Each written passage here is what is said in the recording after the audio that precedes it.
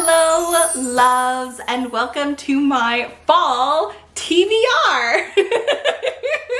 So I am so excited for fall to be right around the corner. I have never really been much of a summer girl, not gonna lie, even though I am technically a summer baby since I was born September 1st, so my birthday just passed. I don't know why I keep saying that. I'm saying it in all my videos. I'm sorry. It's so close when I'm filming this. It hasn't happened yet, so like I'm hyped, especially because I'm gonna be with my family this year. So that's gonna be pretty exciting. Anyway, getting on to the TBR. I realize that most of these are in the spooky thriller, suspense, horror genre, and the only big outlier would be What a Match by Mimi Grace, which is a friends to lovers romance, I believe.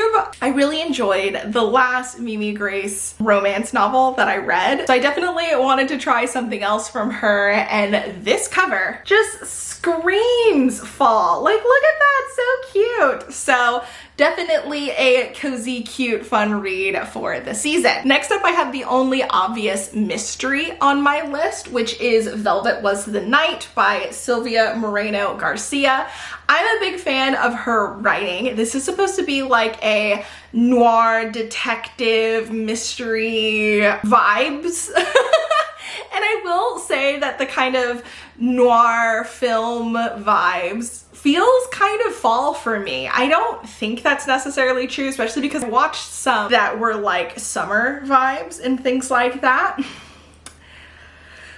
But this feels like it's gonna be fall. I don't know much about it, and admittedly, I don't want to know too much, because these are the types of books that I like going in knowing the least about.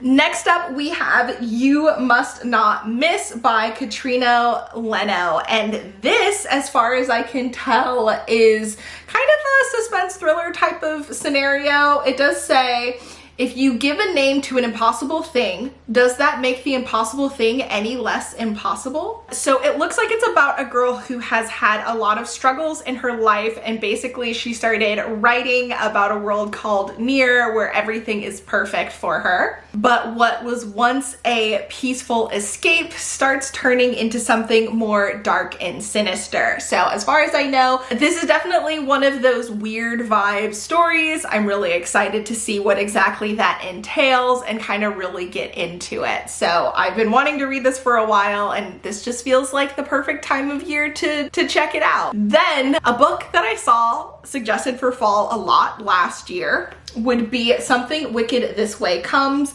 by Ray Bradbury. Now, I was so excited to get this, like so excited.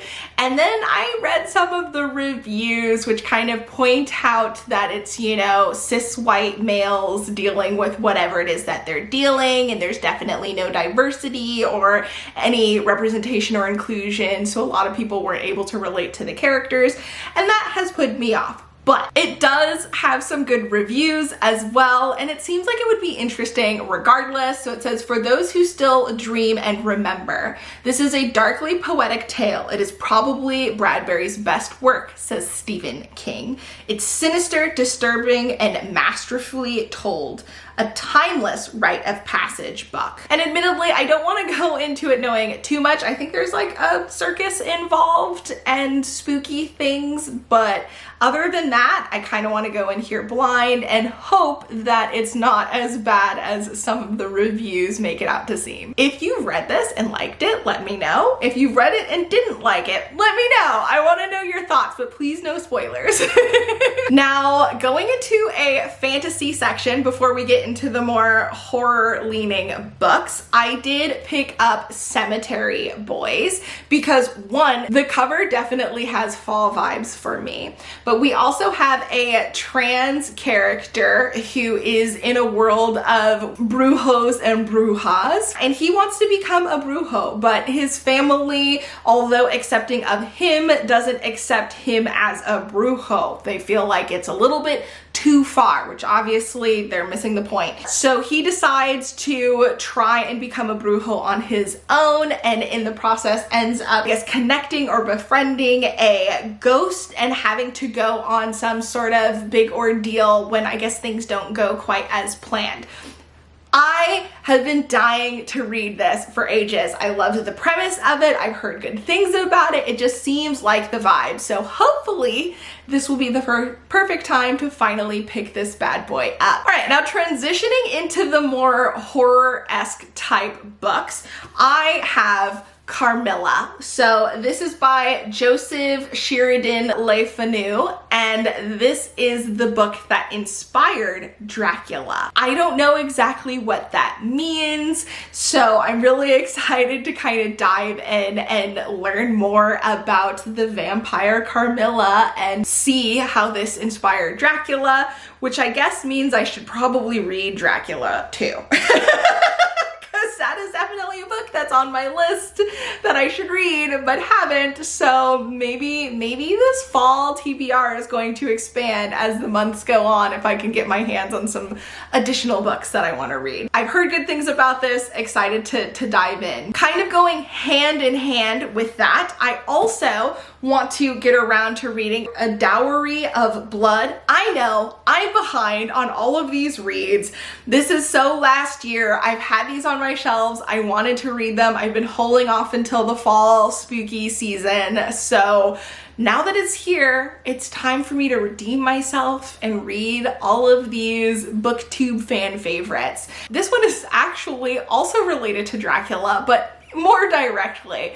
This one we have pretty much Dracula's bride doing a sort of love letter to Dracula while not naming him in response to some of the awful things that she was put through while being in a relationship with Dracula and another female vampire. So I do believe there is a sapphic element to this, and I've heard really good things about this, so hopefully it does not disappoint. Then next up, we have another Katrina Leno book. This one is Horrid. This one seems like it has something to do with ghosts. I don't know much about it. I really don't want to know much about it. This seems like the type of book that will be most enjoyed the least I know about it. So it's been on my shelves for ages. I've wanted to read it for ages, and hopefully this is the year that we finally get around to it. And the last horror book on my TBR for this fall is Ring Shout by P. Djeli Clark. Now this is a novella about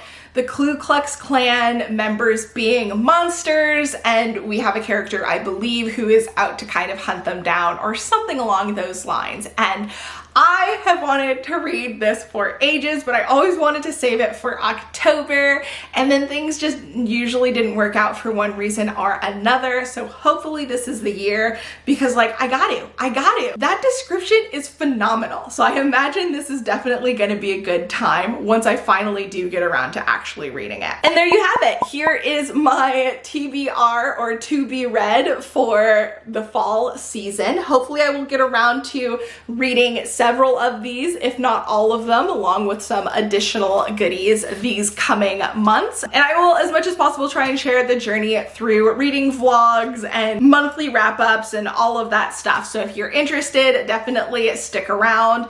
If you've read any of these, let me know your thoughts down below. Please don't spoil anything though. And also include your best spooky emoji down below. Whatever makes you think of fall, whether that be ghosts or pumpkins or even fall leaves. Please leave those down below if you've made it this far. And I will catch you in the next video. Until then, bye!